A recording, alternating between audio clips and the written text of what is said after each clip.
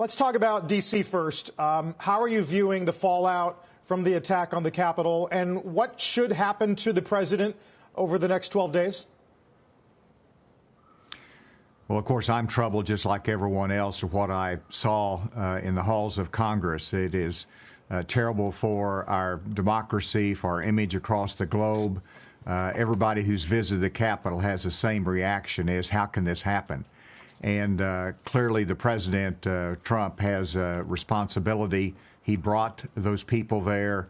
He asked them to go toward the Capitol, and that created the start of this scenario. And so what we have to do between now and the transition is make sure there's good checks and balances in place.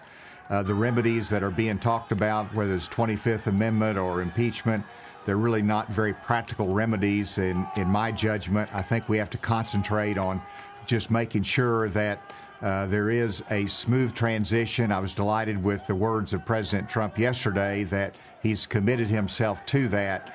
But we have to make sure that we have a steady ship over the next couple of weeks and work toward a smooth transition. Are you confident that, I mean, he's back on Twitter this morning. Are you confident that he won't do anything else to incite rioters or unnerve Americans before he leaves office?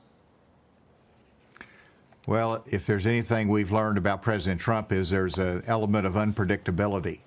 I think that there is legitimate concern as to all the actions that might be taken, but I'm not on the inside in terms of his behavior, his mental state, those type of things. I see what everybody else sees, but you have to be practical about it too, and there's ways that I think you can strengthen oversight.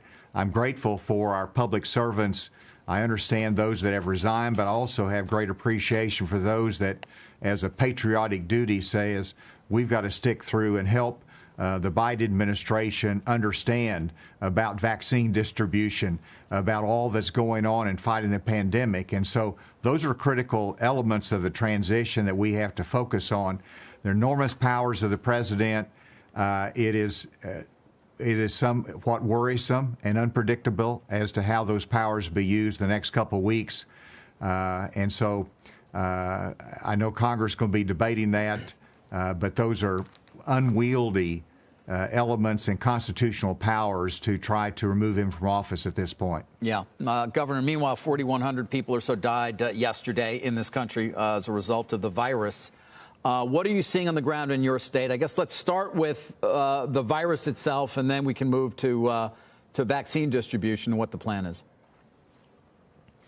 Well, our cases are high, way too high.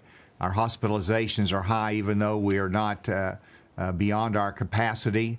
We're having to surge some. Our focus is both on trying to get over Thanksgiving, the holidays, Christmas, New Year's, and to reduce those cases. I'm hopeful that those will come down, but the gatherings have caused them to increase. Our focus right now is both on reducing the spread and the cases, but also looking at the vaccination rollout. This is the biggest vaccine administration in the history of our country, and the challenge is on each state. I had a call yesterday with the Biden transition team on vaccination. We have to have a seamless approach to this. We articulated to them the challenges that we face, but we're stepping up. Our vaccination in Arkansas is going well in the first stages of it, but everyone is anxious to make sure they have that opportunity. I think the acceptance rate will continue to increase as the vaccination rolls out. Shepard Smith here. Thanks for watching CNBC on YouTube.